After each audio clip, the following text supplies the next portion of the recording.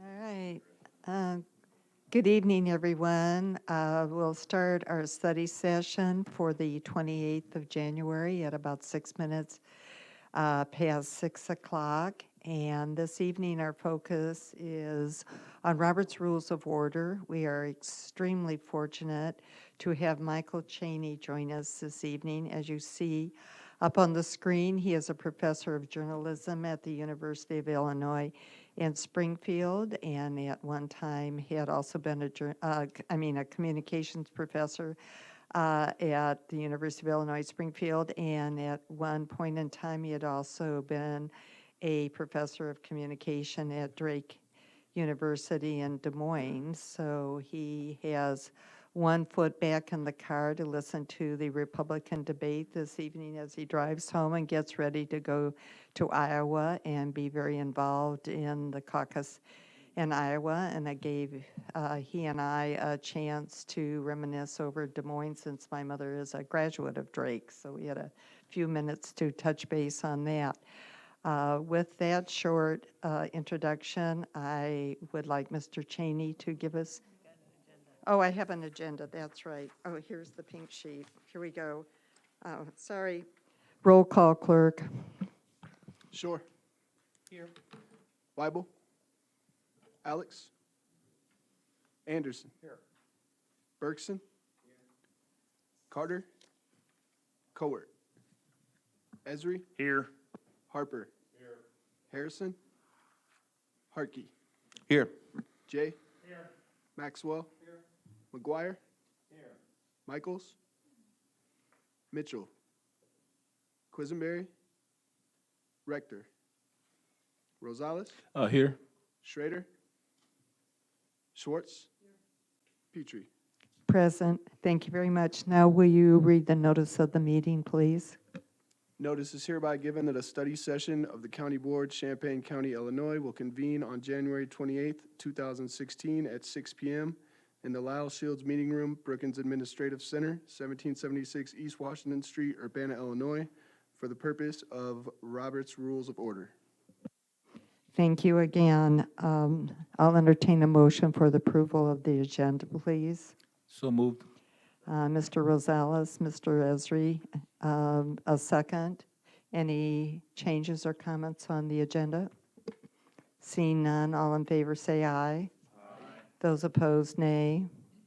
All right, and I don't have any public participation slips for this evening, but I do want to acknowledge that members of several of the various boards and commissions to which the county appoints have joined us this evening, and it's a pleasure to see all of you here with us. Now, moving to our evening, back to asking Mr. Chaney to tell us a little bit more of his background, and again, thank you for coming. Happy to be here. A little bit of my background, I actually come originally from North Carolina. Then I came to Urbana-Champaign, where I got 2 degrees, and then went off to The Ohio State University. How many of you know who's won the Heisman Trophy 2 times? Anybody know? Yes, who? Archie Griffin. The second year, he actually had a tutor who kept him academically eligible. So in my notes, I always like to put down, I helped Archie Griffin win his 2nd Heisman Trophy. I needed you when I went to college. Archie was okay. He had some friends that took a lot of his money and blew it on all sorts of shoe companies and things like that, but that was something else. And then I taught at Rutgers and Princeton, and when I was out there, I did some work with the Gallup organization and polling. It's always been a fascination and interest of mine. And then in 1981, I came to Drake University as a professor of journalism and mass communication, and somewhere along the line, I did something right or wrong, and they anointed me dean. And in that position, one of my predecessors was a guy you may have heard of named George Gallup, who came and created most of the things we now know as good polling practice at Drake University. And for the next 20 years, I followed presidential candidates all over the state. In fact, I met everyone who ran for president since 1980, including Harold Stassen, who made a quick run and came down from Minnesota.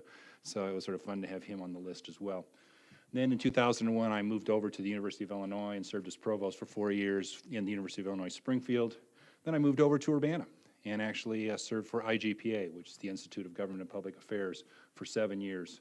And then I went back to become just a full-time faculty because it was getting once again in the campaign cycle.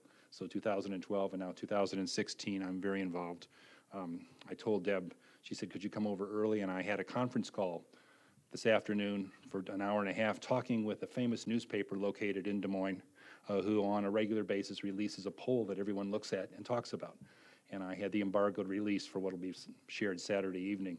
And so we had to talk about the internals and get a sense of what kinds of things they can put in their stories and how they talk about this as they move forward, and then how they can protect themselves if on Tuesday morning it turns out their polling was way off. That was the fun part. What do you say? Well, but the inside story on that poll, but also a lot of other polls, as in Iowa right now, about 20% of the people are undecided, or they're very soft in their support for a certain presidential candidate. So it'll make a lot of fun when they get there that evening.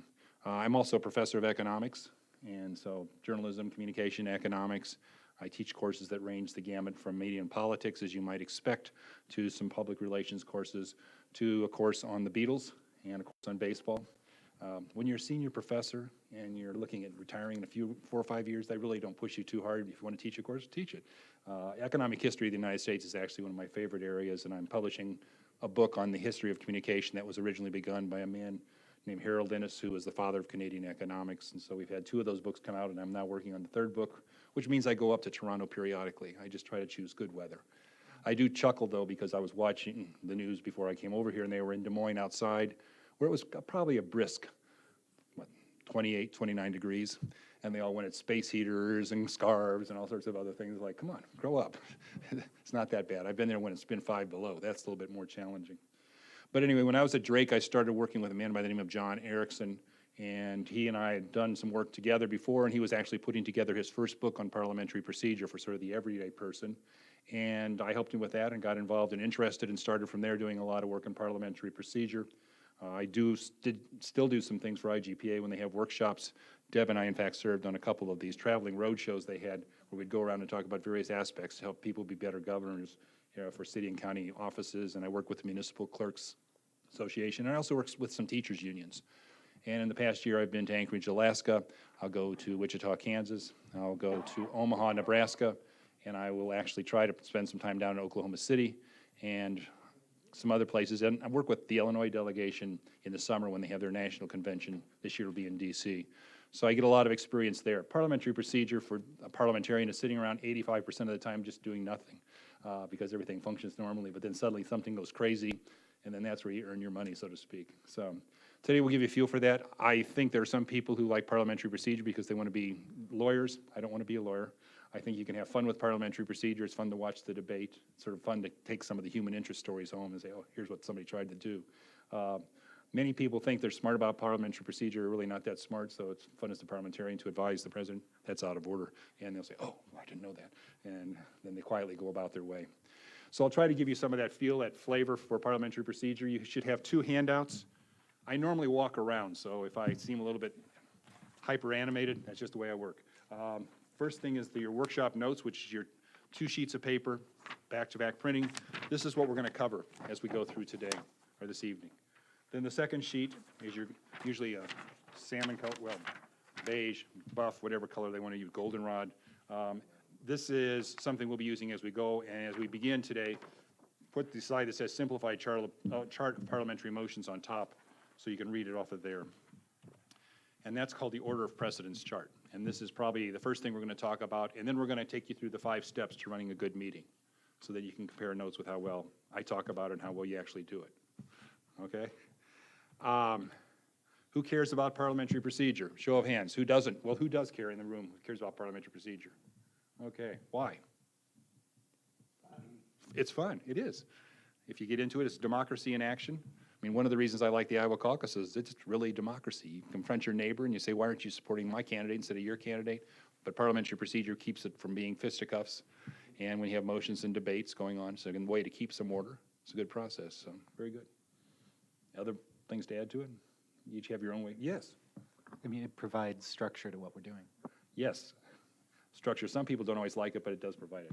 I would disagree necessarily prevents fisticuffs. That's true, but I mean, if they wanted fisticuffs, they could have it. It'd be okay, right? It would, as long as you have opposing sides, you know, sort of. As you long take a as it's shot at me okay, and if then the assembly I'll take wants it, they can have it. Go from there. 3 things to know about parliamentary procedure. The first one is Robert's Rules, which is this 700 and some odd page book, was written to codify the rules for parliamentary procedure, not to teach the rules. So if you ever think, well, geez, I'll pick this up, this is a good textbook, you'll be sadly disappointed. Okay? The second thing,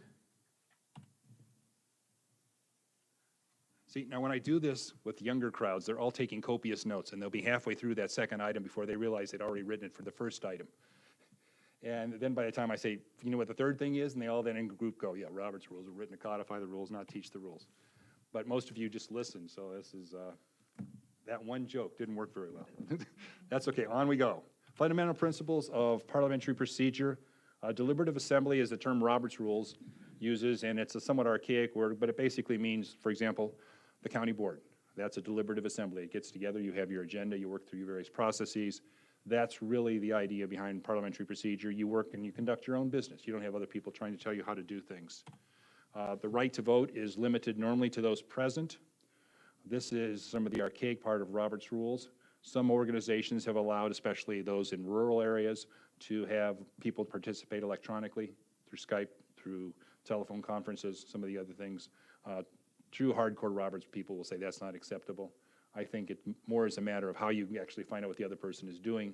I don't like teleconferences because just audio only, because the person can be there sleeping, and you don't know that, and you don't get to see his facial reactions or her facial reactions if she says something.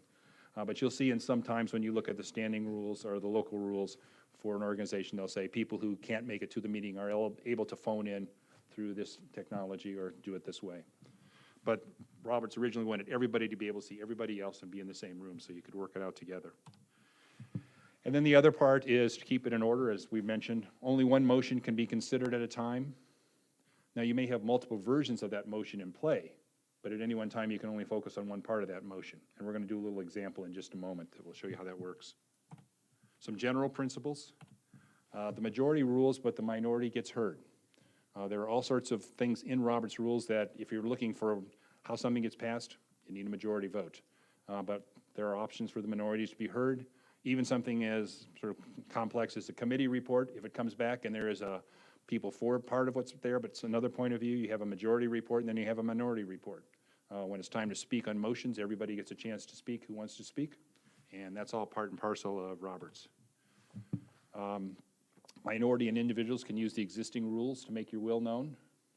I have a feeling your president and chair is a good moderator, but there are some people who try to run roughshod over it, and that's where the individuals can't stand up and say, no, I want to do this, I want to do that. I was just in Alaska, and there was one person who was always a little suspicious of how the chair would call votes, because it was just a voice vote.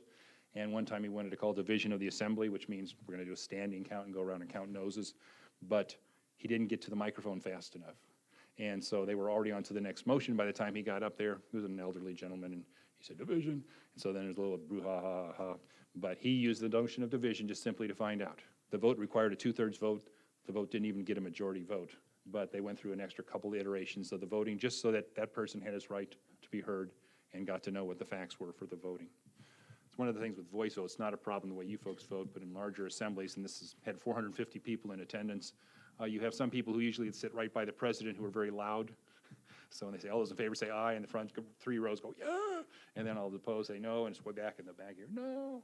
And then you do the show of hands, and then suddenly you see there's only these first 3 rows that are the people that are actually making the votes, and the people in the back are the ones who are doing something different.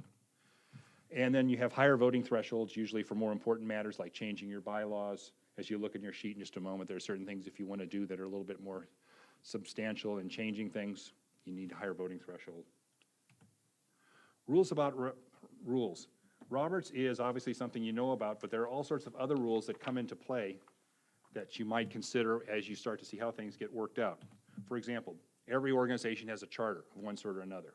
It's not oftentimes revised and updated, but it is the governing document that trumps, no pun intended, everything else that you want to do. The next set of rules would be bylaws. So if the charter doesn't talk about it, the bylaws usually can come in and talk about it and say, here's what we're going to do. And then the next one has various titles of rules, special, standing rules, local rules. These are special rules that are put in place that oftentimes try to modify things that are come a little bit later, which is Robert's Rules. One of the things you should know is Robert's Rules requires you to have every person have the opportunity to speak twice on any kind of motion, and every person should have the opportunity to speak 10 minutes on each and every motion. twice. So you've got 20 minutes for each person speaking if chose to be exercised. Most organizations for their special or standing rules will trim that down to 2 to 3 minutes just to make it easier to move things along. But if you're ever going into a new organization, see what they say about how long somebody can speak on a motion and how they work on that process. Then you have Robert's Rules, which is pretty straightforward, and then you have custom rules. In some organizations that I've worked with, especially those in rural areas and fairly religious areas, they'll have a rule that on Wednesday nights during Lent, for example, the organizations won't meet, or if they do meet, they get out by a certain time so people can go to church. So those are custom rules, special rules made just for the organization. Okay, the most important concept we're going to talk about is order of precedence. And if you know this and you go home tonight and say, hey, guess what? We found out, we talked about order of precedence. I'm sure you'll get a lot of excitement at home. They'll say, oh, please tell us more, tell us more. What does that mean? Well, this is basically how you determine what kinds of motions can be offered up, what kinds of motions can be voted on, and how you work your way through what might be a more involved process. So our goal today really is for you to understand how parliamentary procedure works and how to use the whole notion of order of precedence in order to get things to go the right way. So let's take a meeting. Unbeknownst to them, some people were handed green cards that have numbers on them. We have 7 motions that we're going to talk about, and these people will be presenting these motions one at a time as we work through. Motion 1, you don't have to read it yet. The motion is, you can read the screen for what your motion is. Yes. I would move that we have a party. Okay. You can do that. That's fine. We'll get to the particulars of seconds in just a bit. But anyway, so he's got a motion. And so everybody's thinking about it. Might be some debate, some discussion. And then we have some people that say, and they look around and say, this is a pretty sad group of folks. We got to liven this party up, so what should we do? So that, however, is known as a main motion. We now have motion number 2, and that person says, so he figured, hey, if I get 2 friends to come for each of the people in this group, we might have a more robust group of folks, might be a funner party to be a part of, go from things like that. So, and then debate, discussion, and people say, well, how are we going to pay for that and something else? And then, that is known as an amendment. And then we have now a third motion that comes into play, motion number 3. I move that we amend the amendment to invite 4 friends. Right, so you're even going to double the number of people who were coming before. So we now have 3 motions in play. Invite 4 friends, amend the amendment, and go from there. Then we have the next motion, motion 4. We're assuming there are seconds. Yes. Go ahead. Okay, the motion is referred to committee, but since we're talking about how we should be doing it, should we talk about seconds? So No, people we'll get don't to that leave. later. This is just to get the ideas of motions out there. Okay, fine. That's good. What's that? Play along.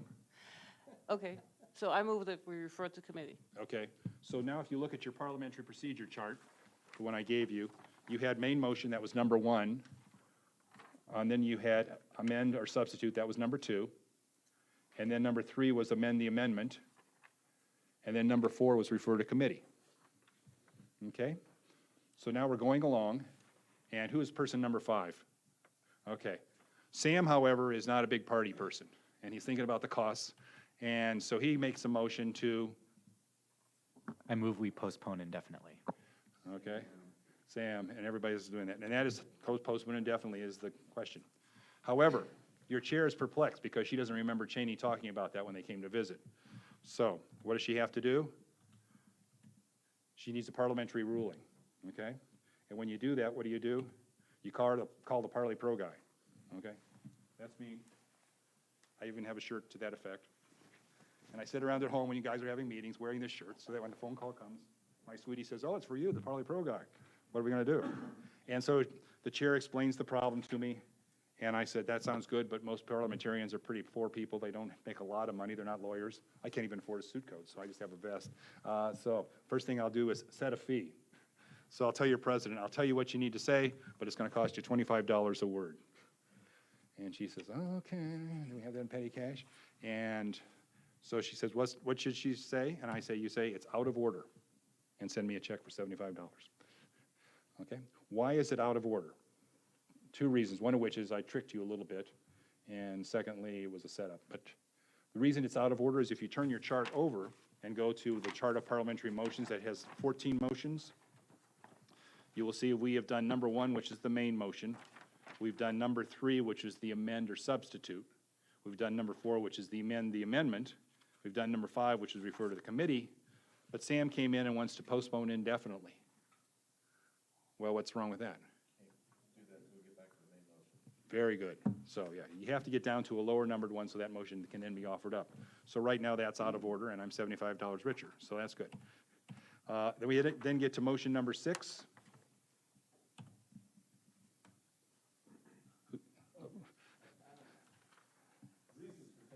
Okay, you're looking around saying, gee, some of the people may have left, they went to the bathroom, or they're looking a little bored, so we got to get them, take a little recess, make sure we got enough votes to have this great party. So that is recess, which is, if you look at your chart, it's number 12 on your list of 14, and it's number 7 on your list of 8, and I'll tell you the difference in just a moment. So a lot of discussion, debate, whatever the case might be.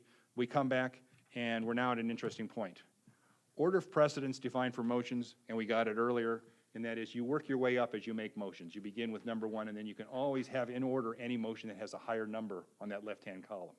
The sheet that you have that only has the 8, this is used about 75–80% of the time. So most of the time, this is all you'll need to know.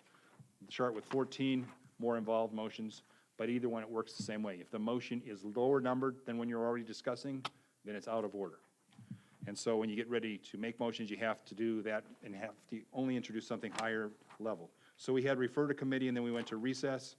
The only other things you could do if you wanted to still be in order would be to adjourn or to fix time to which adjourn. So 2 other options, but neither of which will happen tonight for what we're talking about. Now, the order of precedence chart, you have the, how many, let's go back again. How many motions do we now have pending?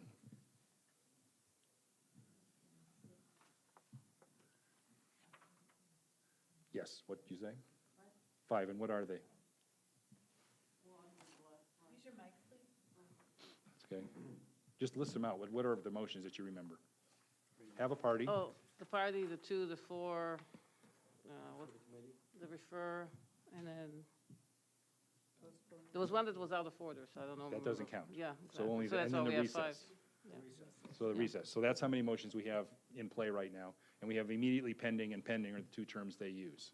Immediately pending would be our recess motion. The others are simply pending, and as we work our way down, we'll get to those in just a moment. So what do we do next? We vote, okay? And for voting, what do? You work with the highest numbered motion that's in play, vote on that one, then work your way down. If you look at your chart, you will see that, for example, on recess, does it require a second? Yes, we'll talk about that as we get to the second part of tonight. Is it debatable? No, you can't debate when you're going to recess. You either recess or you don't. Is it amendable? Yes. And that's the way you can get modifications. Somebody said, we recess for 10 minutes, and somebody over here says, no, I think we ought to recess for 20 minutes. Then that can be an amendment to it, so you can work that way. And it just needs a majority vote to pass. Okay? Question. Answer. Would an amendment to the sorry, thank you. Would an amendment to the recess also be not debatable? Right. Okay. Yeah. It's called an incidental main motion, so it gets a little bit more call, but yes, the same logic holds true. So, and basically for voting, what we just said, you work your way down the numbered charts. So we start voting. Motion 6, which was to have a 10-minute recess. By this time, everybody's gotten their people back together. They know the vote's going to pass, so they vote on it, and it fails, that we're not going to have a recess. We just want to go ahead and start voting and getting through the process. Next was $75. We don't talk about that one because it's out of order. And then we go now to motion number 5, or 4 rather, I'm sorry, which that fails, which was refer to a committee. And I'll talk more about what that can mean in just a little bit. Then we go to motion number 3, which was have 4 friends, okay? Now, that passes. So that means the amendment to the amendment of having 4 friends passes. We now go to motion number 2. And that originally was an amendment. But now because we've amended the amendment, that amendment to the amendment now becomes our motion number 2. If you will, collapses down and replaces the original have 2 friends. So 4 friends now is the motion we have to vote on. And you have to vote on it again, and it doesn't always seem fair, but you can debate it. And at this point, you could also go back and make another amendment to make it 3 friends, or split the difference, whatever you'd like to do. But so you do motion number 2, which is have 4 friends, and that's replaced by the others, and that passes. So now we go back to our main motion, which is to have a party, and now we're at 4 friends, and we're debating motion number 1, okay? And all of a sudden, and motion number 1 was replaced by the one that just passed, and all of a sudden, we have another motion that's being made. Rachel? Okay, so I move to postpone indefinitely. Okay, so she's now moving to postpone indefinitely. She took a page out of Sam's book, and your chair here is perplexed. So what does she do? She needs a parliamentary ruling. She calls the Parley Pro guy. I show my shirt. I say, here it is. And she said, well, we need a ruling. We got this. And we had the same motion. You said was out of order before. Is it in order or out of order now again? And I said, well, this is the second time you called me. The rates go up every time you call. And she says, what's that mean? I said, well, this is going to cost you $50 a word. And she said, what? And I said, no, this is just the way it works. You need a second ruling. And, I was almost half asleep or into something else. And all of a sudden, you want me to do this. So I said, $50 a word. She says, oh, okay. And I said, that's in order. So the postpone indefinitely motion now is in order. And why is that? Because it's number 2 on your list of 14. And we were at number 1, and now you can do anything that's higher. So, okay? So she comes back, does that. Everybody says, good. She doesn't tell them that she owes me $175, but we'll let that go. Now we vote on that one. Motion number 7 fails. And then we go to motion number 1, and that passes. So you guys in those 7 motions have decided to have a party, invite 4 friends. How it gets paid for, we haven't discussed. That probably would have been part of the debate and the back and forth. The whole purpose of this simply was to show you as you move motions in, which ones can be in order, which ones are out of order, and as you work your way up and down where you can bring in new motions to play with things. And in some organizations where I've been at, there was one that went on for about an hour and a half to 2 hours. There was a debate, as you might imagine, some teachers groups, they get very passionate, and when we're in Washington, D.C., there's always a motion to do something about the Redskins' name. And having been around here and having gone here, Chief Alinowick, some of what that brings with it. And they go up and down, refer to committee, no, what committee will look at it, and just lots of debate and discussion. And it ends up being sort of a resolution gets passed and nothing else gets done with it. But that's part of the fun. You get to watch the motions go up and down. And I log all this. I'm an observer for that part. But I just log everything, knowing which motion is in play and how it works so we can go forward with it. You have your 14-item chart and your 8-item chart. There are all sorts of other charts you can get. There's even circular wheels where you can actually queue up what motion you have so you can just look up this little stream of what it is. The good thing about this chart is it's easy, simple, and it's free. You don't have to pay any money for it. Some people will take this, some of the teachers groups I work with, and they'll actually laminate this so that they can keep it with them when they come to meetings. See, she's got it. Well, she heard my spiel before. But it's a good way to keep it around. My good buddy John Erickson, who has a book I'll show you at the end, has actually published a little card, but the card's like this big. And as you get older, it's sort of harder with the eyesight to get all that going. So this is a nice, good sheet. You can follow it. And if you want to, you can send me an email. I'll actually send you the Word file. So if you want to make it even bigger, you can do that as well, whatever the case might be. Okay, quick review. Order of precedence, motions, and voting. Determines what can happen and how you vote and things, and go from there. Okay, now let's talk about basic meeting procedure. And this is going to be 5 steps that you need in order to have a meeting run successfully and work through a motion. And this is where we'll get into the questions of seconds and some of the other things you can do. And then we'll finish with a couple of duties for the chairs and some of the other things. Different types of meetings people have, one of which are regular meetings, regularly scheduled. People come, it's on the agenda. People know what's to be expected. You can also have special meetings. And those are things usually put together for special circumstances, special topics you want to consider. I live in a small little town called Havana, and on Mother's Day last year, our Fit Center burned down. Actually, it was a major storm. Power line got knocked down by a tree. The spark went all the way up the line, hit the upper level of the Fit Center, and the whole thing burst into flames. They also had not digitized any of their records, so a lot of their records were also lost. But they've been having special meetings figuring out how to use the insurance money, what kind of Fit Center to have. And the Fit Center had taken on various uses, and then people started to get a little bit legal about it and said, well, geez, they can't do that Thanksgiving thing there anymore because that wasn't really a sanctioned park activity, some other things. But it's a special meeting, and they go on periodically, and they just now got another $150 million grant that'll bring in about 1,500 jobs. They've got another special meeting on that meets on a regular basis. You then also have adjourned meetings. You probably don't have adjourned meetings, but in larger groups, you will have adjourned meetings that run for like 3 or 4 days, a convention kind of things. And if you listen to, for example, the Democrat or Republican conventions this summer, you'll hear them say, we now are adjourned until 9 o'clock tomorrow morning, something like that. And then you can have executive session. You should all know what that is, right? Don't have to, familiarize everybody with that. So we talk about all sorts of things. The U of I had a bad moment with an executive session. Where they were meeting in Champaign-Urbana, and the executive session, just the Board of Trustees stays, and they kicked everybody else out. And as they were going through, they asked the Chancellor of the University of Illinois Chicago at the time to talk about how the search was going for a new provost. And she said, well, we have 4 candidates, but they've made an offer to the candidate I think is least qualified to take the position. That went into the minutes. As you know, at a certain period of time, those things then become public. When they became public, that person was then the provost at the University of Illinois Chicago. Would have loved to have heard that little interaction that went on between the chancellor and the provost after that became public. That was not her first choice. I have a feeling she briefed him ahead of time. But that's why executive sessions, while they are executive, can also have some trapdoors if you don't watch what you say and where you go. Yes? A question back to the adjourned meetings. If they're following, you use the example of the Republican meeting this coming summer, why don't they recess rather than adjourn? Because when you adjourn, then you can begin again with new things, and everything still stays in play. Okay. There are rules in Roberts that says, is this a regular session or is this a new session? And if you recess, you can only recess for a short period of time. You can't recess for a long. Overnight or Yes. something like that. And it gets into the nuances we don't need to get into, but that's why they'll say that.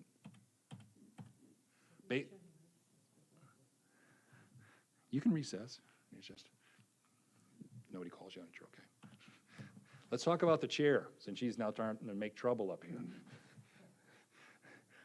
What should the chair do? The chair determines if a quorum is present.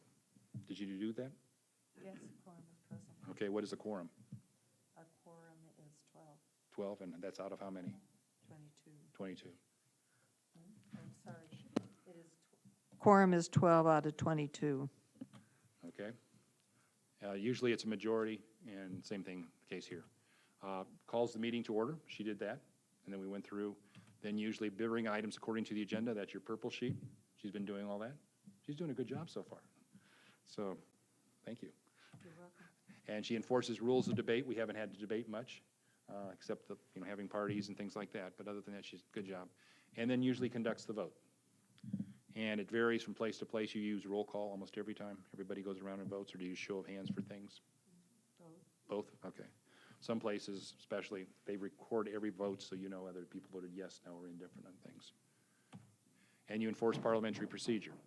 I'm parliamentarian for a number of different organizations, but in the bylaws, it'll say the parliamentarian advises and not makes the decision.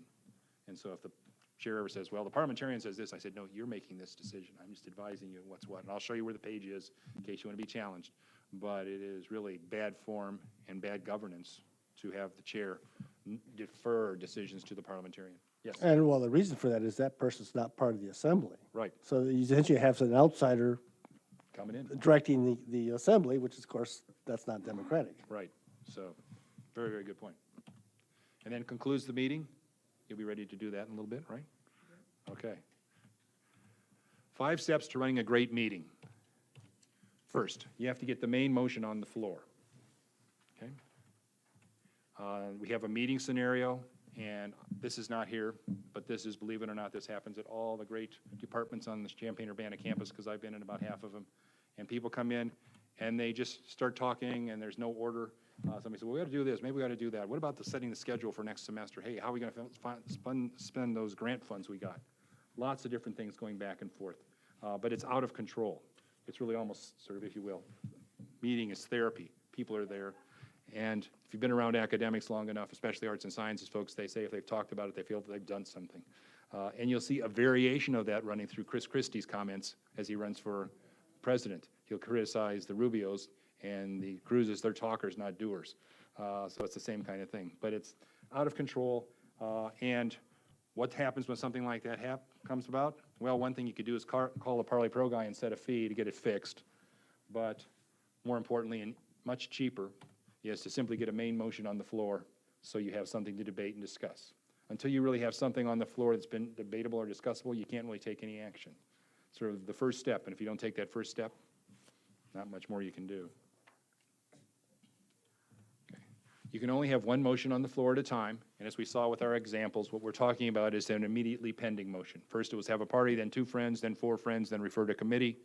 Each of those was a motion to have on the floor, and you state the motion with the proper language. And you guys are well-trained because you already say, I move, we have a party, we invite 2 friends, we invite 4 friends, things like that. That makes it all work well. When is a motion not in order? When it conflicts with the bylaws or other laws that you have that govern what you do. And so, for example, if you wanted to basically take funds that you got collected from some purpose and spend it somewhere, but your bylaws say, no, it only can be used in this area, a motion that makes that, calls for that action is out of order, because your bylaws say, no, you can't use it for that purpose. It cannot be the same question as one previously rejected. And believe it or not, when you've got these big assemblies that bring up stuff, you'll have somebody who will make a motion, it gets debated, it gets amended, passed up and down, down and around. Somebody then makes an amendment, somebody else comes in to make an amendment to the amendment, and what they're amending is something that had been previously rejected 2 or 3 motions ago. That's out of order. Rules are you can only consider one topic, one motion at each motion of each meeting of the assembly. You can't keep revisiting everything every time. So you have to wait till the next official meeting. So it'd be 2 weeks, 4 weeks, next day. Can you suspend the rules if you do one? Because we had something similar a week ago. Yeah, we'll talk about that. That's, So is it, what's that? No, that was a different meeting. oh, And there are other motions you can do if you wanted to do something like that. So we'll talk about that. But generally, you can't. And you can't have a question that's the same one that you're already discussing. So as we were talking through everything, if somebody said, oh, let's have a party, we're already on that. And that's where just somebody wasn't tracking what you're saying. These are just things that you're going along, but there are ways that you can get around all of this, and that's what's nice about parliamentary procedure. Almost everything you want to do, there is a way to do it, even if I've just said here you can't do it. One of the ways, for example, if you want to consider a question as one previously rejected, we'll talk about it later, you can reconsider the motion. Something you passed or failed, and then you can come back around and change it and have it considered again. And you cannot propose actions outside of an organization. If you decide you're going to, decide to have a parade, and you're going to be the parade marshals for the Urbana City Parade, that's outside your organization, you're Champaign County. So it just fits within that jurisdiction. I know. The second. Okay, everybody wanted the second. Why do you need a second? Yes. It shows that there's actually some people in the body besides the person making the motion who are interested in the topic. Very good. It doesn't mean you necessarily support it. It simply means that I second it because I think it's worth discussing. Now, there's this one group, I do all sorts of different kinds of associations. I did the Illinois Bowlers Association recently. And there is one guy in there who always has the same motion. He wants to have 2 tournaments. One up for the Chicagoland area and then one for the downstate people, but financially it doesn't always work, especially if there aren't big events to draw in some speakers or bowlers, I guess, whatever.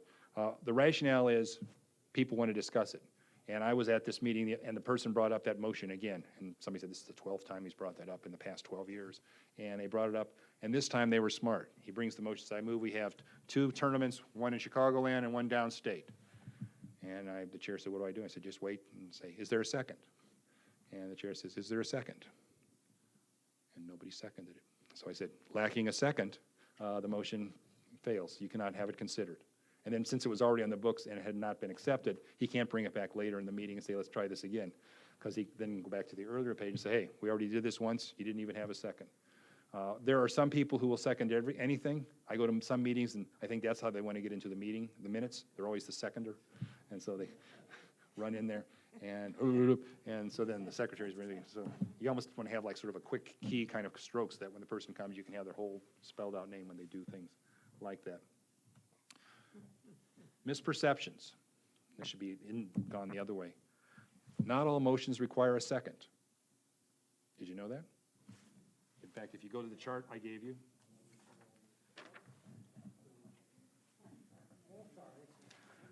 certain things don't require a second. For example, that's just, we can pick that up later. Things like raise a question of privilege. That's usually personal privilege. I want to thank everybody on my committee who worked hard.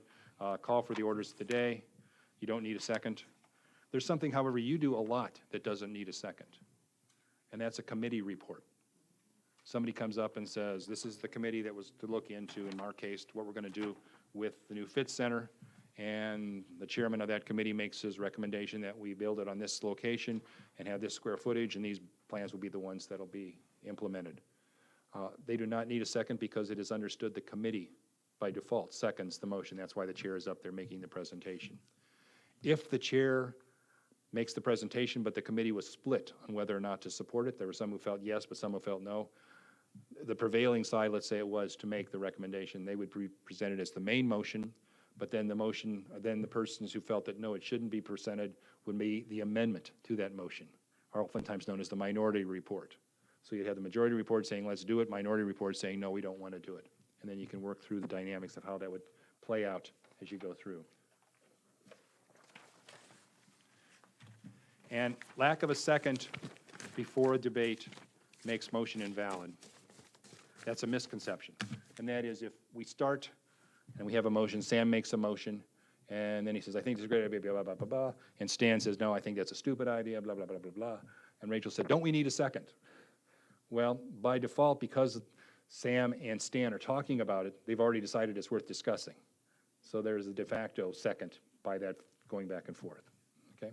Sometimes that'll happen. Good chairs will always make sure you have a second, and then we'll say, now, would you like to speak to your motion to slow down the process? But some things that get pretty heated, especially amendments to the amendments, you got people jumping in, and it doesn't always get a official second. But if somebody starts to talk about it, you can be understood that because of the discussion, it does pass. Okay? Yes? How about roll call? Maybe I missed it on the chart, but I didn't see. Roll calls, do they need a second? A roll call vote? Yeah. So if I wanted to call the roll, Oh, for voting? do I need somebody else to agree with me, or can I just say I want to roll? standing rule here.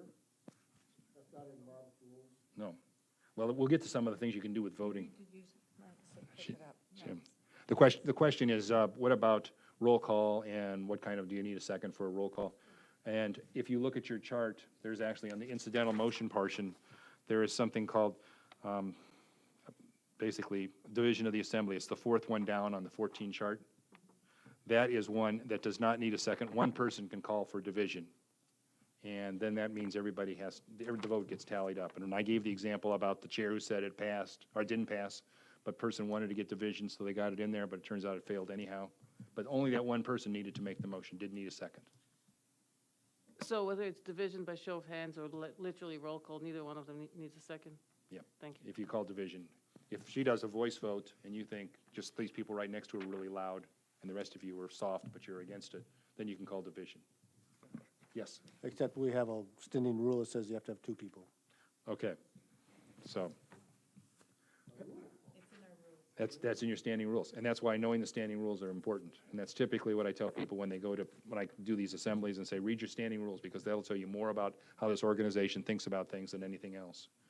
One of the things I like to have people do is if you've got like 5 different motions queued up that have been discussed back and forth, seems like for 2 hours, you can then say, I move we close debate on this motion and all other motions, and then basically you just vote your way down. Several assemblies, however, don't let you do that. They make you work through step by step by step by step. So that's where the standing rules are important, letting you know what you need to do. Have a good flight. Thank you for being number one.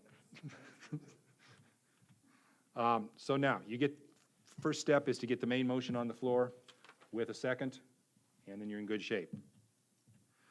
Now, the second step is directing debate. And that is, people now have a motion on the floor, we're going to have a party, and we may have 2 friends, 4 friends, what do you do? Practice is the maker of the motion should be recognized first to speak. Makes sense. They propose the motion, they can best explain it. You speak then within the time allowed. Then the chair should alternate those for the motion, those against the motion. And varies in different ways. Sometimes chairs will simply say who's going to speak for the motion, who's going to speak against it, and they then have a little check sheet, and they'll say these people are, and then go around and call on those people. In bigger groups, they have colored cards, red and green, red for it, green for it, red against it, and then they'll hold those up, and then they'll call red card, green card, and alternate pro and con. And you can also use show of hands. Something about debate, though, no one speaks twice before everyone has spoken once. Okay, so that if you have a motion and it gets really animated and somebody wants to speak a second time, but there are other people who want to speak, the chair just has to ask the person to stand down until everybody else has a chance. Then they can come back and go for the second round. Now, in long, drawn-out ones, and we had one when I was in Wichita that ran on for about a 90-minute period, in one of the motions that went on, I think I logged it in about 12 to 15 minutes, person introduced the motion, then spoke later, and then wanted to stand up and speak again. And I had to tell the chair that person's out of order. Didn't cost her anything, but probably a friendship. And the person then had to sit down and go from there. So people need to be aware of what you're saying and how often you can say it. I'll talk about ways that people abuse this in just a bit, but that's sort of the key right there. Now, there's something called the lopsided pro-con rule. You won't find this in Roberts, but let's say you've got a big group, and I've been to the NEA, if you know what that is, the National Education Association. There are 8,500 people in the building at any one time. And when it comes time to make motions, they have people who want to speak for and against. They come in. It's all done electronically. But you can get up there, and you can probably get 85 people who want to speak for it, 55 people who want to speak against it. And so then the chair very methodically starts to go through yes, no's, the reds and greens through it. If it comes to a point where they have exhausted the opposing side, whether it's there are no more reds who would oppose the motion or no more greens who want to speak for the motion, there are times when the chair, if he feels like the assembly's getting a little tired, can say, by unanimous consent, I move we close debate. Now, the chair doesn't normally get involved in that, but this is a way to sort of keep things moving, and if nobody wants to speak against it, sometimes that'll prompt somebody to come up with the right colored card or right position to speak against it, but normally the lopsided pro-con rule is a way to expedite matters without having to sit there and wait for somebody to say, I move we close debate. Using unanimous consent means that if somebody objects, they can say, nope, so then you're still back to doing the debate business, and then you can just work your way through all the ones on one side until you get somebody else or until you exhausted them all. But most of the time, people will do that. And in fact, most of the time, if the chair does that, and then we get some people who want to continue to go back and forth with it, there are oftentimes delegates who will stand up and say, I move we close debate. Closing debate requires a 2/3 vote, just so you know. That's why when the chair says by unanimous consent, they're getting more than 2/3. They're getting a whole bunch of votes. Okay, step one, get the main motion on the floor. Step two is direct debate. Step three is the amending process. As we saw with ours, we had some people who had some good ideas to make this a more lively party. And we had the motion and debate, and then we had the first degree is what they're called, motion to amend. We were going to have two friends. That's known as a first degree amendment. Then we went on. Second degree was the motion to amend the amendment, and that's to have 4 friends. Okay? And as we see, that's helpful. You don't have a third degree. You don't have a motion to amend the amendment.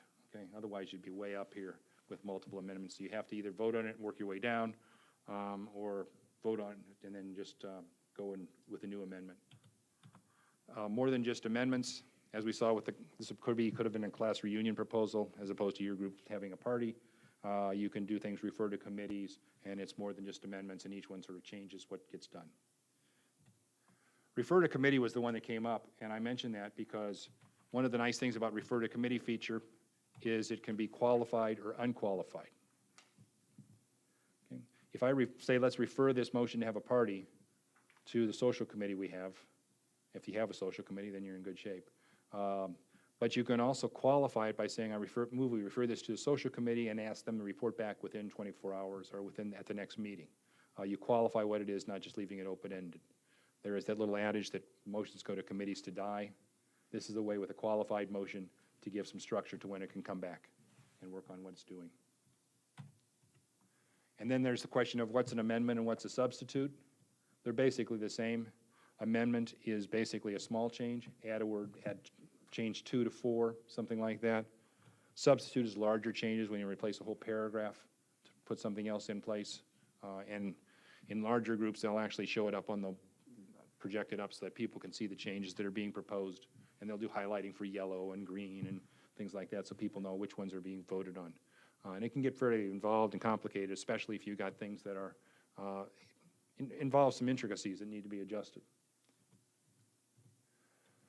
Okay, now we get into something that's quite interesting, and that is the hostile versus the negative amendment. A hostile amendment is something to the specific intent as long as germane to the general intent. Now, some of you may know, and Deb knows this, one of my friends here in Urbana, now lives in Champaign, is Rick Winkle. And I always like to use this example. And that we will say that this organization wants to recognize Rick Winkle for his wonderful service as state senator. Okay, that's a motion. You can make a hostile motion that would simply say we want to recognize Rick Winkle for doing a terrible job as state senator. Okay, we're criticizing him, but the intention here is to recognize Rick Winkle's service in some way or other, good or bad. If we wanted to, however, that's the example. The negative example would be to move it outside of talking about Rick Winkle and his service as state senator and just do something else. I move that we recognize Rick Winkle as a terrible golfer. That's a different kind of motion. So that would have to be out of order because it's a negative motion. You have to stick within the general intent, which is to talk about a characteristic of Rick Winkle as a state senator. Now, you can get around that if you wanted to modify it to make Rick Winkle a state senator and golfer, but we won't go there. That's what I get changed. But hostile and negative is fun to think about, especially if you've got something going back and forth. Amendments can have 2 degrees. We talked about that. Amendment versus substitute. Amendment is small changes. Substitute is bigger changes. We talk about hostile versus negative. So we now have been through 3 steps of the meeting. Get a motion on the floor, direct debate, and then we have the amending process. Okay. The step 4 is to close debate. Okay. Debate goes on and on and on, and how do you get things closed? The language for closing debate from Robert's Rules, it's back in the back there, says call for the previous question. Okay. I don't know how many people use this kind of language around the home, but I don't. And I have found it to be a bit archaic, and so you can think of this as something that you can nicely discard. A couple of things Cheney has found comfortable with. I move to close debate. The idea is to communicate what you want to do, and if, say, I move to close debate, everybody will know what you're talking about. If you call for the previous question, and we're talking about our example earlier, was that the motion to have a party, 2 friends, 4 friends, what's the previous question? It does get a little confusing because you don't think of it as the immediately pending motion. You can also say I call for the question, which is the question is being the motion that's being debated or discussed. So that's some ways to get around it, and very few people use call for the previous question. But Robert's Rules was written back in the 1850s. It is owned by a family. In fact, if you want to do anything with Robert's Rules of Order, you can't put that whole official title in the title of your book. You can call Robert's Rules, you can do some other things, but the Roberts family has a monopoly on what goes in. And by the fact you folks put it in your bylaws that you have to use Robert's Rules, you've just got to the Roberts family in terms of royalty incomes from the book. They revise it every so often. They revised it last in 2011. Every time we think they're going to make it simpler and easier, and they end up adding another 50 pages. So when I first started doing Robert's Rules back in the 70s, my book was about that thick. I think it was like 180 pages at most, and big type, and small little sort of pocket-sized book. Now you see what it is. It's got the spiral bound here, and it can be a bit overwhelming trying to find it, much less do anything with it. Plus then they have tinted pages, which complicate matters even more, because that's how they think they can help you find the quick stuff quicker, better. 2 parliamentary procedure bads. You make a motion, such as we had the motion, he left already, to have a party, and then he moves to close debate as soon as he makes the motion. Okay? The chair will usually say, would you want to speak to your motion? Does anyone want to speak against it? And if the person who says move to close debate, the chair would usually step in and say, no. Is there anyone who wants to speak against this motion or for this motion or make an amendment? Give everyone a chance to participate. Another thing to do is you stand up, make your argument for the motion. Everybody seems really happy, and you say, I move we close debate. The reason why you need a 2/3 vote to do that is because this kind of shenanigans can make it harder for you to get something done. So you want to make sure that you can get it done in a timely fashion. So the closed debate motion, as I mentioned before, there's qualified and unqualified. The qualified would be, I move we close debate on all the motions, recess, refer to committee, have a party, do some of those other, and then 4 friends, 2 friends, go from there. An unqualified would be you just go through one at a time. And so then you'd vote as we did. And then you can have amendments if you wanted to, or you can step up and say we move to postpone indefinitely what we're doing.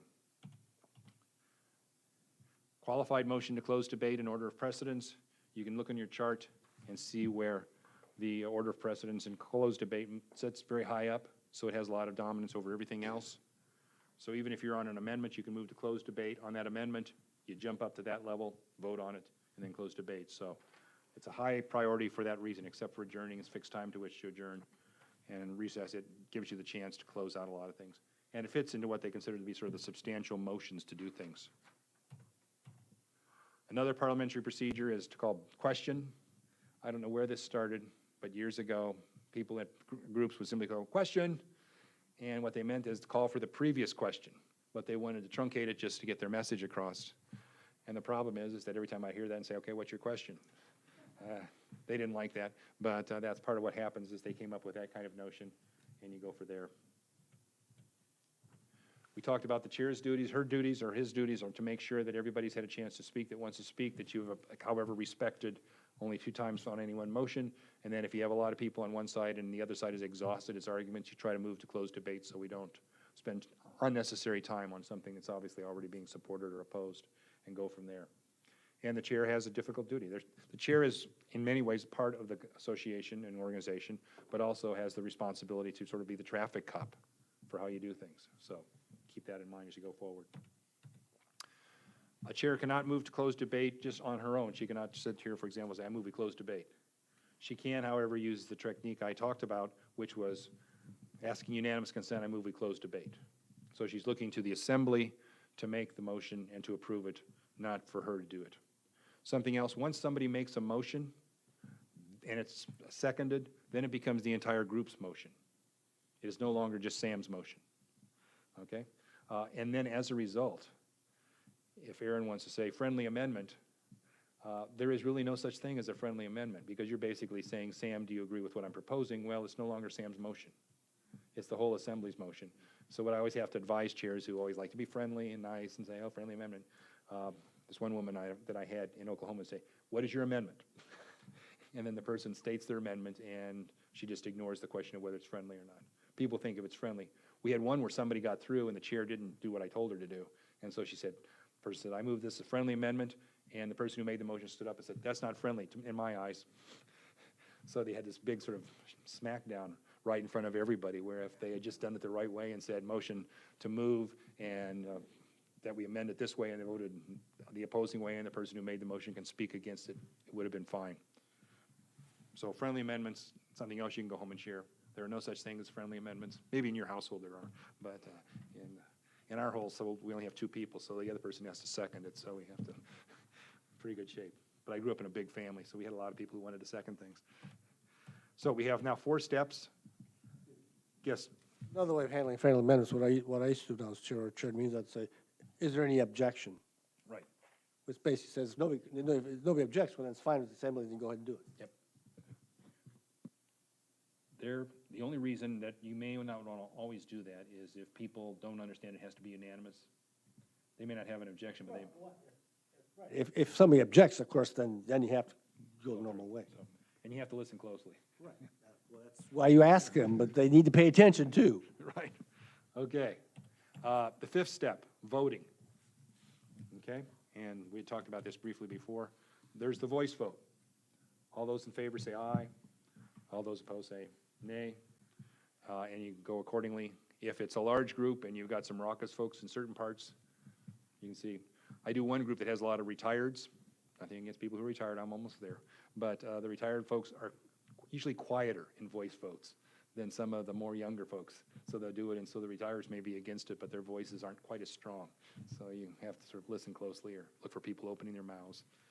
In some organizations, they give you cards to hold up just so you have a little bit better visual cue and then a voice vote. For some reason, they think you got to wave those cards as if it counts more if you wave it than if you just hold it up. And most of the time what happens, it confuses the counters, and so they didn't have to do it a second time. But the voice vote is one. You can have the standing vote, which is where if you call for division, and one person can call for division, but here you've got to have 2. You do standing votes because you're a smaller group. But a larger group. 2 for roll call. 2 for roll call. The chair can ask, well, for show hands, this one person. We don't have special limit. Standing vote, you stand up, and then usually you count. In a lot of organizations, when people call for a standing vote, especially if they call for division, they'll lock the doors or shut the doors, so you can't have people coming in and out. So people who are in there have to vote for it and get it taken care of. Then your roll call vote, I was getting there. The roll call vote is where you actually go through name by name by name. One way to make a lot of enemies in a larger organization, and this happened when I was down in Kansas, is somebody wanted a roll call vote and they had 325 delegates in attendance. And so the rules committee has to come out and they have their little clipboard and they make the counts, and then they have to go back and tally them all up, and then they do it. So I think that person left after that was done. But it is within your right. If you think that somewhere along the line there are people counting noses aren't doing it the right way, whatever the case might be. Most of the time, though, they divide up a standing vote for a large group just to make sure that you have different people so it's more objective than the others. Tie vote. We have a vote, almost right here, and it comes out as 10-10. What does the chair say on that motion to have a party with 4 friends? The vote is 10-10. Your chair is perplexed. What, I'm sorry, 10-10, what? The vote was 10-4 and 10 against having a party. The vote fails. Very good. You didn't have to call the Parley Pro guy. Yeah, And I was going to charge you $50 a word. Well, we have a tough budget this year. Okay. But why does the motion fail with 10-10? Not a majority. Right. Okay? Now, one of the things that people sometimes say is, well, in the case of a tie, the chair votes. Chair does not have to vote. Chair can vote if she wants to, but you may have other people who didn't vote. So they don't have to vote either. It's your right whether you choose to vote or not. So if you get 10-4 and 10 against, it fails because you don't have a majority. Are we good? Point, I want to make a note that we have a rule where we have to vote if you're Okay. there. Okay. Can you vote present? No, you could abstain, but you have to give a reason. Oh, okay. Even interestingly, though, this is something I learned last year. Actually, Rick Winkle helped me learn about it. Is that there are certain city areas where you vote, and if you vote yes, that counts. You vote no, that counts. But if you don't vote, it counts also on the majority side, on the yes side, on certain matters. It's sort of what you do to force people to vote or abstain and give reasons why. But here, if you don't, there's a court case that actually proves this. So we always send people back then to look at their standing rules to see how it handles those things. So. Simple majority. These are Trump supporters? No, I'm sorry. There is no such thing as a simple majority. It's a majority. If you have simple majority, do you have a complex majority? No, it's just simply a majority. So it's like friendly amendment. It's not a friendly amendment, it's an amendment. You also have an absolute majority. No. No. We now know what a supermajority is from the legislature, if they ever get there. That's where you need 2/3, but for other things, no. Now, your bylaws are okay, but many bylaws confuse the voting the issue in chairs, and they come up with some mathematical formula. They'll say 50% plus 1 have to vote for the amendment, okay? You've got 7 voters. What's that come out to? 4.5. So, unless you got Solomon around, you're not going to get a half vote. So, but they do this. There are others. It's, 50% plus, 1% or something. They have just all sorts of different things. It's simply a majority. Do you have over half the votes that are counted? It's pretty easy to do. You don't need to this. Yes. Clarification, are these defined as it is 50% or whatever of those members of the body or those members who are present? It is 50% of those voting. Okay. They don't have always your forced vote rule. Okay. Can the chair vote? How many say yes? How many say no? Okay. Yes, no? The chair can vote, but the chair is supposed to be neutral. And so in almost every case, the chair will not vote, even if there's a tie vote. And that's where some people say, well, if a tie vote, then the chair should say what he or she feels about the matter. But the chair is not required to vote as their governance unless your standing rules require them to state their opinion. There is one organization up in around Rockford area, which is Rick Winkle's home area, where they actually have a rule, have this mayor who insists on saying, okay, time for a vote. I'm going to vote yes. Can you read the roll? And then ask the secretary to read the rest. That's not good practice. But yes, you had a question.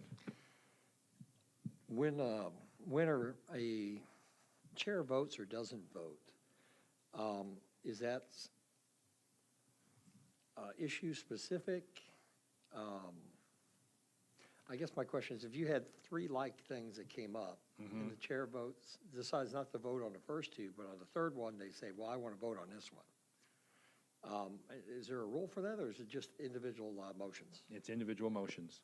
Now, one of the things that will happen is that as people are debating motions, and if the chair wants to speak about a particular motion for whatever reason, then the chair sometimes will relinquish the chair and then ask the vice chair to come in and run the meeting and then take a position as just a regular member. In areas where you have sort of like a head table, and people speak from that to run the meeting, and then all the delegates are down on the floor, if the chair wants to speak, typically the chair would like the vice president to run the meeting, and then go down to the floor and speak as a regular member of the assembly, which is his or her right.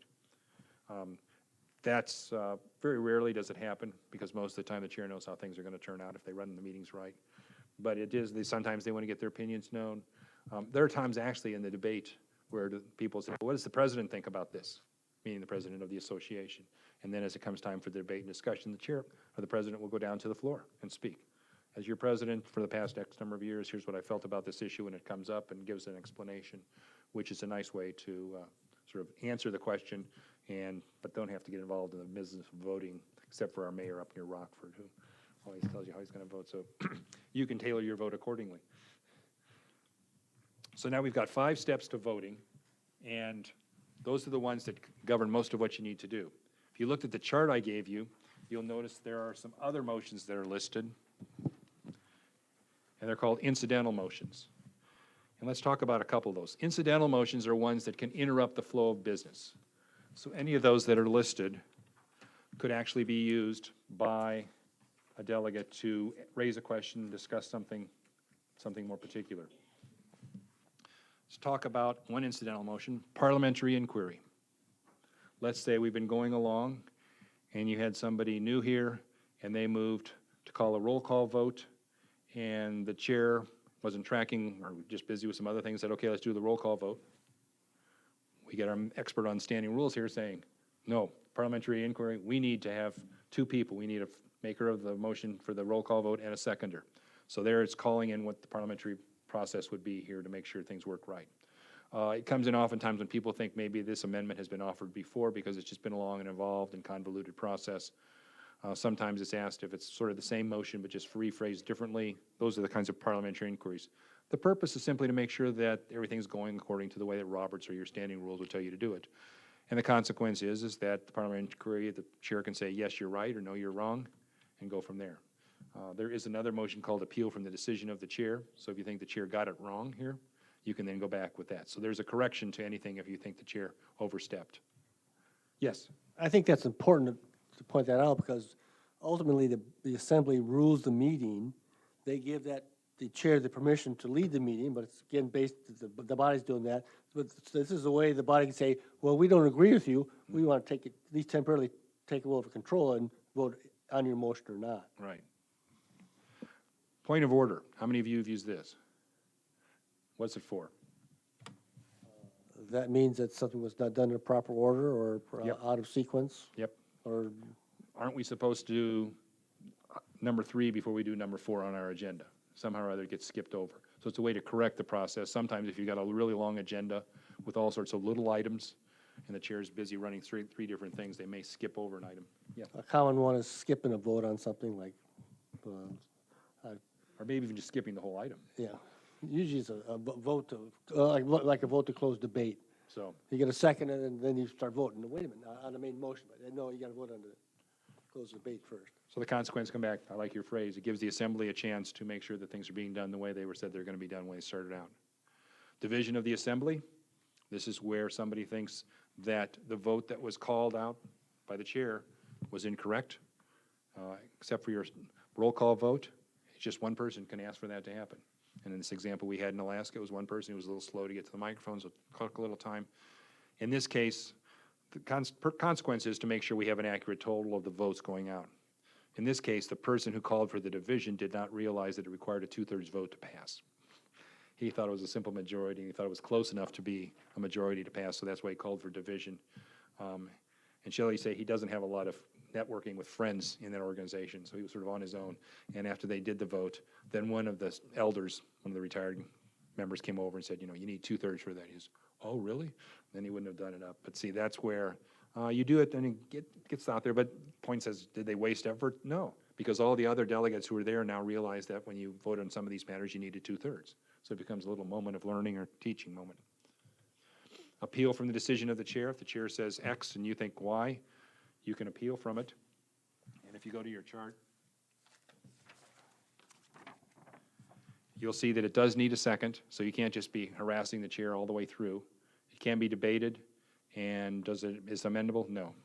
And in this case, they appealed the decision of the chair on the vote, and so then they debated. But you can only talk about, should we appeal this or not? You can't talk about the division of the assembly vote. You just say, can we appeal the decision of the chair to call the vote that way? And they said, no, we appealed it, and we said the chair was wrong, so then they had to redo the vote.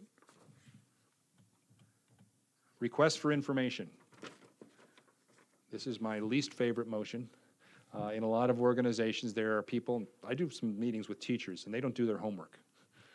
They will come to an assembly meeting, and there's a motion being proposed, and in this one that I did in Iowa, which was a state I was in for 20 years, they do, in the morning from 7 o'clock to 8:30, in various rooms, they do little workshops on the motions that are going to be proposed in certain areas. So if you're a delegate and you want to come out and find out how something works, you can show up and you say, okay, when you talk about this for the budget, where are we getting these numbers from? Get all this information. There's some teachers who I guess would rather sleep in. So as the meeting starts, it's an incidental motion, so it can interrupt anything. So they can stand up and say, now I see on this budget sheet, it says $4.25. Can you tell me where that comes from? Well, if they had shown up 2 hours earlier, they would have gotten the answer, but they can stand up as their right and do it and make a point to ask that question. The purpose is to get information on something. Sometimes it's very involved and complicated, and so it's helpful to have people bring that forward and get it clarified. It is an incidental motion, so it interrupts. And in a lot of assemblies that are big, they have yellow or white cards. That's what the colors they use to distinguish between red and green. And a lot of groups have now gotten tired of people who don't do their homework, so they have limited the number of incidental motions, requests for information you can have in a row before you have to go back to the debating motions. So you can do three incidental motions, requests for information, and then you go back, and debate pro and con, come back and ask some more. I did one in Iowa where there were 14 requests for information in a row. And what happened is, this was pretty tricky on their part. They actually put people in the assembly that wanted it to pass, but they didn't feel the person who presented the motion did as good a job as he should have. So they just asked 14 questions about the motion, so that person got to keep standing up and making his presentation, so he had about 14 times to get it right. And I timed it out, and whether he should have only had 4 minutes to speak, he ended up with something like 26 minutes to speak by the time the whole motion was finished, simply because of these requests for information. And the misuse is where, in that case, it was something. And it was an interesting issue between cities and rural districts for teachers, and it was just crazy. But it happens in almost every place where you've got a long, involved process. Are people who don't read the handouts, I mean, it just is amazing what does get done and doesn't get done. Even my bowlers had an issue with this. They kept saying, well, can you tell me more about this, more about this? And this is a group that has been together for zillions of years, and they know each other well, and they know all the issues. But they finally had a parliamentarian, so I guess they wanted to exercise their right to request information. Okay. So 2 or 3, I got about 7 or 8 for you here. All right, let me ask mine first. Okay. When you're talking about the division of the assembly, you used an example, you said somehow mentioned 2/3 rule. Was No, that was Alaska? they were voting on a bylaw change. Oh, it was a bylaw change, okay. Okay. And the division, and then he called for division because he thought the bylaw change only needed a majority. Okay. So that's why he was different. Okay. I was told to speak for about 90 minutes, and we're almost there. A quiz now. Robert's rules are just a guide. You don't have to follow them. True or false? Go ahead. Depends on your local rules. Right. You do, so, you don't have to follow, they're just a guide, that's false. You do have to follow them because it's one of your hierarchies, but you can correct them with your standing rules. Okay? Understand that? Okay, remember you have your charter, then your bylaws, Yeah, if you don't then your adopt standing rules, then your Roberts rules. So, Roberts is here, but like speaking 10 minutes, you can correct that. So that's where you have to follow them unless they're modified elsewhere. A question, in Robert's rules, can a group's rules supersede any of Robert's rules, or are there limitations? No, you can redo Roberts every step along the way. Okay. And that's really what you try to do. Jump at the things that bother you. For example, Robert has no provision for having a zillion incidental motions in a row. But people realized it got abused, so they put in a stop and say only 6 incidental motions or 6 requests for information at a time, and go from there. And then the things you've talked about with what you have for your standing rules here, example as well. So the reason we have to follow them is because we decided to adopt them, Right. right? It's not like everybody in the, Right. just to clarify. But it's in your Right, right, It's in your rules. in the county rules, but not everybody in the world has to follow it. Right. But almost everybody does, which is part of the monopoly. Not at the university. Free bit of advice. You have one little provision in your reference to Robert's Rules that probably needs to be modified. You say, we will use Robert's Rules of Order newly revised version, okay? Most people will add in the phrase, the most recent edition of Robert's Rules, because there is a difference between the 11th edition, which came out in 2011, and the 10th edition, which came out like 2004. Certain things got changed, and for example, request for information was not in the 10th edition. It was point of information, which made no sense. The 11th brought in request for information, which made more sense. So when you see that show up in your next discussion, it's simply to make sure that you're using the most recent edition. Some people are stupid. Rockford, the city in Rockford, near Rockford, not Rockford, and they put in whatever the edition is. We will use the 10th edition. And then come 2011, they came to the workshop I did in Springfield, and I said, you know, we now have an 11th edition. Well, the next week on their city agenda, they had to change it to the 11th edition. Just do the most recent edition and you're in good shape. Yes. If you're really cheap, you'll reference the first edition because it's available online. Right. And it doesn't talk about any of these things. But what you have actually limits you to like the last 11 versions of it as well. Mine even wouldn't work, the one that I had when I was in high school. You can only have one immediately pending motion on the floor at a time. How many say true? How many say false? What do you think, John? Good answer, as we say. Yeah, no, I knew you were. You didn't raise your hand. I didn't know. I wanted to keep keep in the mix. See, I can't walk around. I'm sort of stuck here. Otherwise, I'd be walking around saying, "How do you think?" And that's so. But Breathing down your throat. no, I wouldn't breathe down your throat. We can pass germs around this time of the year. The presiding officer can only vote to break a tie. False. Very good. A motion that's adopted without being seconded is invalid. How many say true? Good answer. How many say false? False, John? It's false. If there is discussion and you didn't have an official second, you can still it's valid, so. Yes? Can I go back to the previous slide? What if in the group's rules that the only time the presiding officer votes is if there is a tie? Then they have to vote. Okay. But we're just doing Roberts. We're leaving. That's why when we talk about roll call votes and having a second. Absentee votes count as yes votes, or abstentions. The University of Illinois, I mean, you probably heard the big hoo-ha they had because they then had to get all three campuses together, and they calculated GPAs differently on all three campuses. Yeah. What a plus was, what a minus was, how that all worked. And then the formulas they used, and like, was it 3.33 or 3.25 and some other things like that. It was just a mess. But they also, in almost a lot of their meetings, will say, so many for, so many against, so many abstentions. And I say, you don't record abstentions. They say, well, your abstentions count as yes votes. I said, no, they don't. If you're just doing Robert's Rules, abstention is just somebody chose not to vote for whatever reason. They didn't hear the question. They didn't want to vote on the question. They had laryngitis that day. Who knows? But abstentions count as yes votes. That's false. So, and you don't have to record abstentions unless you've got some local rules in your minutes for who voted yes and who voted no. But we do know from our illustrious president how many times he voted present when he was in the Illinois legislature. So that's okay. Ex officio members can vote.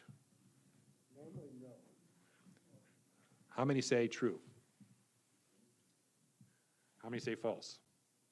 Okay. Correct answer is true. They don't have to vote. Ex officio means simply by virtue of your office.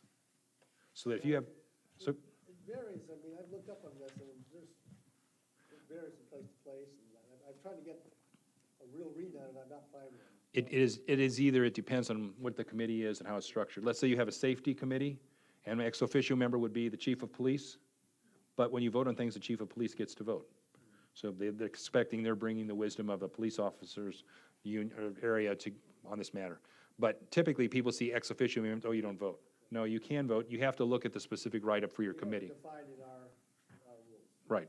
whether you can vote or not. Because I looked out, I couldn't figure out, those seemed to be inconsistent, so I said, we've got to justify them, not worry about it. Yeah, but it is inconsistent. You can go almost everywhere, and you probably find 3 different committees with 3 different readings for what, but it doesn't always, you just doesn't start out of the box saying you don't get to vote if you're ex officio.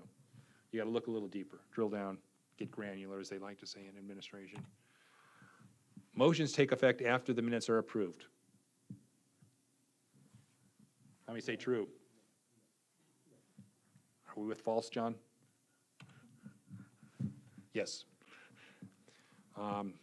If you're moving to do something, it's done. Once the vote is taken and it's approved, let's say you decide you're going to have this party. You may not meet for another month, and the minutes won't get approved till then, but you want to have the party next week.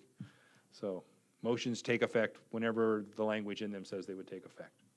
But there's some people saying, well, it's not in the minutes, it doesn't count. No, it does count. Just it's an official way of recording it. Okay. Do you have any lingering questions about this? Appreciate a chance to be here. When's the party? When's the party? I don't know. It was an unqualified motion to have a party. You should have added an amendment that it happened at 7:30 at wherever you do around here. What can you say? I had a question. You can have 2 or 3 or 4. You said something about something goes with the majority. Was it an abstention that goes with the majority? This is in a very special court case Okay. where, and it was voting on things that involved expenditures that they were having to vote on a bond issue. And it says there in the language that was passed by the court that if you abstained, you were counted as voting in favor of the motion. But that's about the only exception. Not normally does it count. It's just, it was one of those things that tripped me up. And somebody said, well, we had this, and we said abstentions, and it counted as a yes vote. And I shot this death ray look at Winkle and said, what's the story here? And he went back, and he must have gone on LexisNexis or something, and came back before the session was over and says, that person was right. So we all learned something that day. Parley Pro guy is in. There's no fee. I am very, very happy to have been here. It gave me a chance to fulfill a pledge. I promised I would do this last year, and I was up in Alaska, and for the first time in my life discovered I had acute peripheral vertigo, or something called ear rocks. And I was standing up, and I'm a big guy. So when I went and fell over, I hit the ground hard, and that delegation, the last thing they knew of me last year was going out on a stretcher. Interestingly, the EMT person who was riding with me in the ambulance knew what it was before anybody else. And the doctors ran me through all these other tests. He said, you just got vertigo, you got ear rocks. He said, buy this little stuff you can get, it's like ½ cent a tablet at Walmart or somewhere. And it solves it if you have the issue. I've never had it again. The other thing that was interesting is, as I knew I was getting woozy, I took a sip of water and I thought I'd been drugged. Didn't know why. What does a parliamentarian do to get somebody upset? I didn't know what it was. So, but they had this NEA director who was two seats down from me, Tim, who's my height. So I said, can you get Tim to come over here and help me come up? So I went over and Tim tried to hold me. We both fell down. So Tim wanted to run for president this year, and I said, I don't know if I can give you my support. You didn't give me yours last year. So, it's okay. Yes. Besides a great thank you for coming and helping us with all of this, my lingering question, you referred to the fact that you've looked at our rules, you made one suggestion. Do you have any other suggestions? No. Good. You've talked about some of them, and it was just interesting to see how well people knew them and what sort of the genesis was. But no, local rules are fun to read. It's like doing you can keep that card as a souvenir. Get souvenirs from it, or write down what your motion was. You can go home and tell people, I was number 3. If you want to. I have a email address that if you ever want to send me a question about parliamentary procedure, you don't get charged. I have an email address that you can use, and I actually also have a phone number. Both of these are thanks to Google. I have a Gmail address called Parliamentary Procedure Guy. Parley Pro guy was taken, so I'm Parliamentary Procedure Guy. And then I have a Google Voice number that actually is established in the cloud. It's actually, I guess, localized in Quincy, Illinois, where my folks were from. But it allows any phone device I have to actually go to that number. And you can get a card before you go as well. Right. Thank you. So thank you. That's wonderful. And we did it in... Is it true that most of the people that teach at the University of Illinois have rocks in their heads? Don't know. The good thing when I collapsed, they ran me through an MRI, and she came back and said, your brain is younger than you are. And I said, my sweetie will love that. Explains a lot of things to her while I may be a little bit goofy at times. Oh, no. So, well, it was just comforting to hear. So I guess all the healthy living pays off in one way or another, so. And do we need your special permission to put this up as training material? No, you don't need my special permission. I do this all over the place. And Well, because